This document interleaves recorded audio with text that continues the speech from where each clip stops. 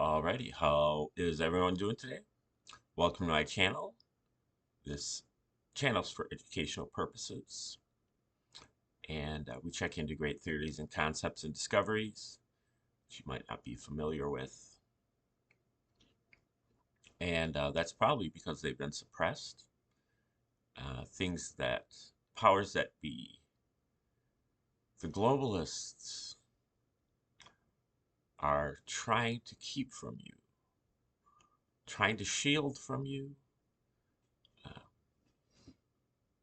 and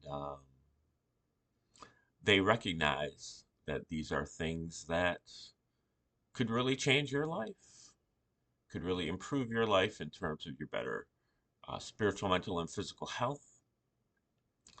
And this is a segment that we have called Your Blind Side.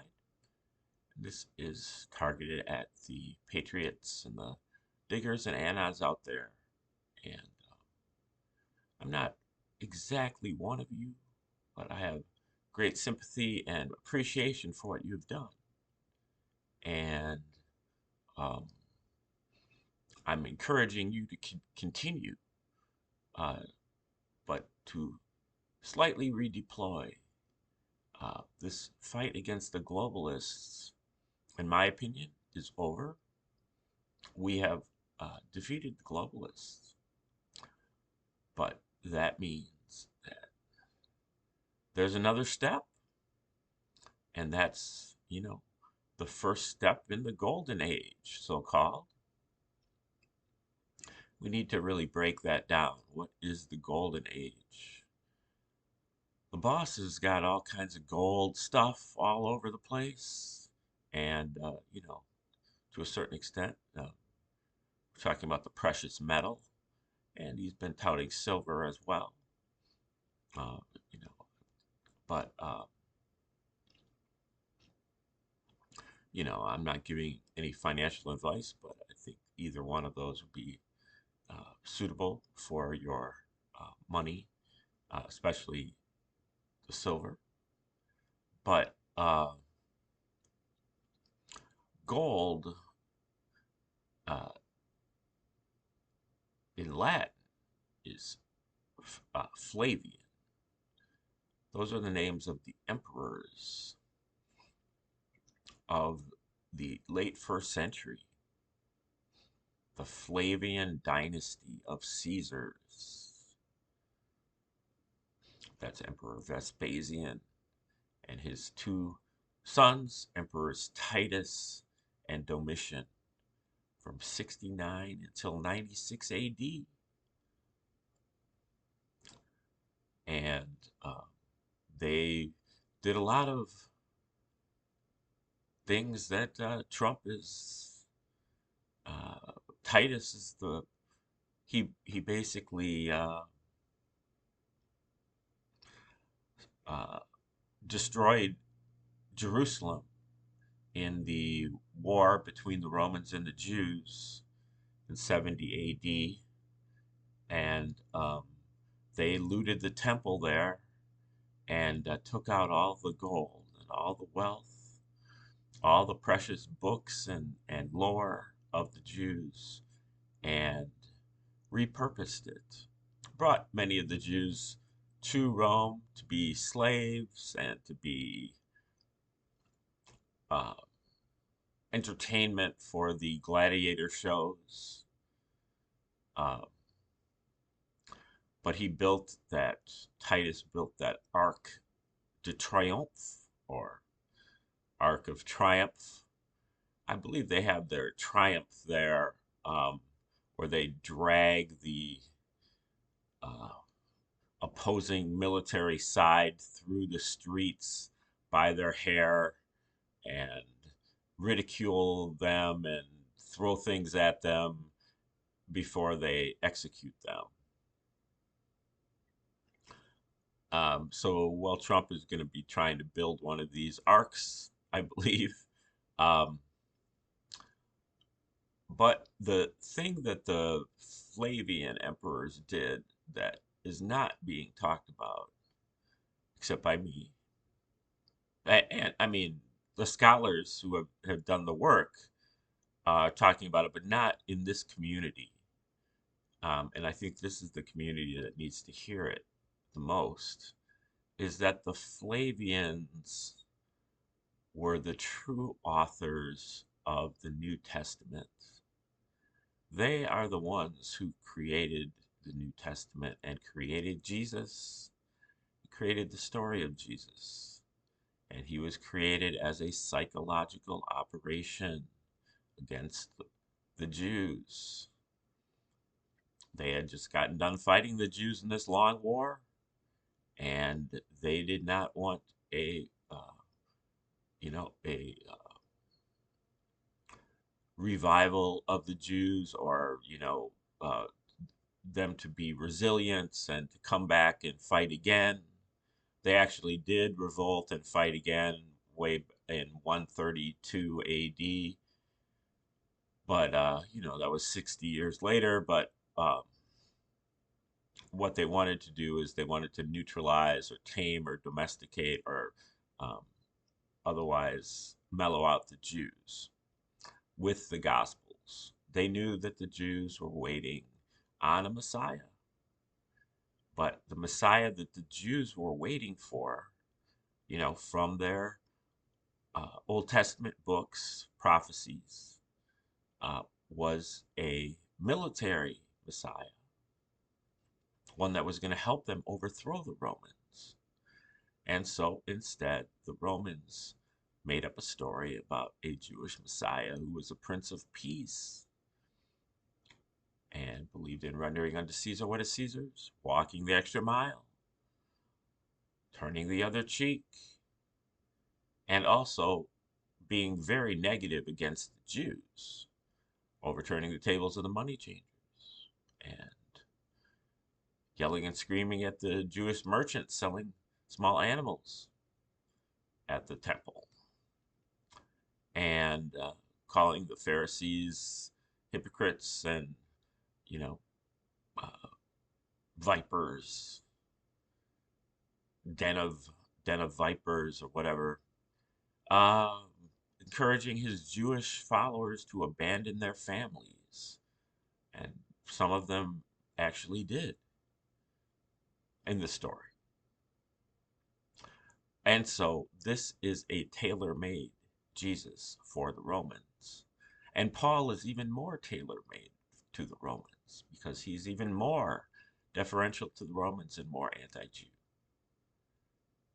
And you can really decode the New Testament if you look up the work of Josephus, who was a Roman historian. He's known as Flavius Josephus, an adopted member of the Flavian dynasty of Caesars. And he somehow avoided this triumph that we're talking about, this dragging the enemy generals through the streets of Rome, even though he was an enemy general of the Jews. But upon being captured, he was filled with some type of epiphany that made him say, God now favors the Romans and not the Jews. And so he defected to the Romans and gave Vespasian the star prophecy, saying that you are going to become the new emperor. And this is when Vespasian was just a general for the Roman legions. And at that point, uh, Josephus was put in prison. But when Vespasian actually became the new emperor, he pardoned Josephus, brought him to Rome, gave him a townhouse at Caesar's palace, and appointed him as one of the court historians, and adopted him as a member of his family, which is something that would never happen, as far as I know. And Josephus wrote 7-volume work called War of the Jews, a history of this war that we're speaking of. And the parallels between War of the Jews and the New Testament of the Bible are legion and way beyond any type of coincidence. There are myriad themes, myriad parallels, but dozens of separate themes of connections. Um, Many of them very thick in description of just uh, overlapping detail upon detail. The books are in conversation with one another, and they are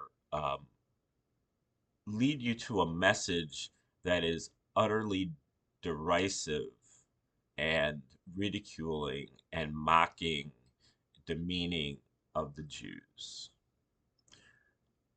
You can feel the intentionality coming off the pages when you read them together, and there have been many authors who have looked at this, both recent and not so recent. Many of the authors of literature have looked at this because this has been something that has been passed down through the generations, the secret of Christianity. Um, the same people who wrote the New Testament, who wrote the Gospels, they their offspring then wrote the epistles, and their offspring wrote the church fathers and the apocrypha, and their offspring became the first popes, and all of the popes are descended from the same families, and um, going all the way down throughout history.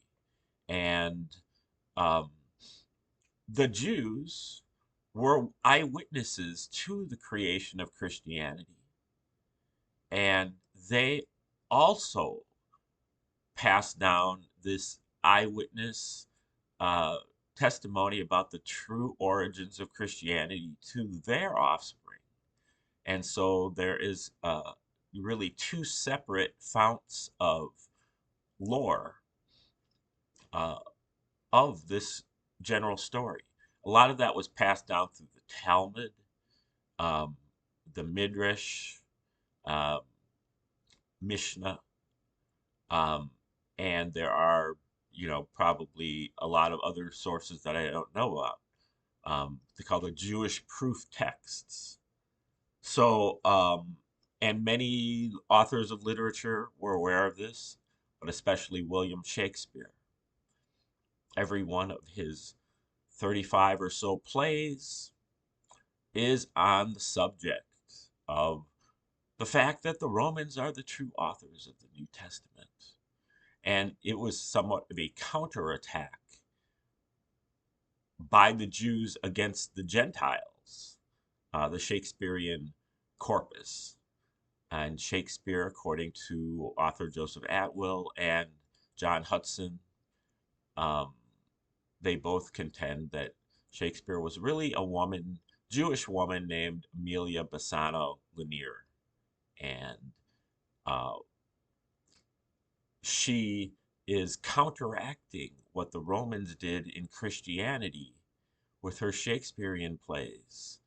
And that demonstrates that she was aware of this Roman psychological operation and how it operated and how it worked. And her um, writing is further proof of the true authorship of the New Testament. Okay, we're going to leave it right there. Uh, like, share, subscribe, comment, contribute, and we'll see you next time. Thanks for tuning in today, and remember to watch your blind side. Have a great day.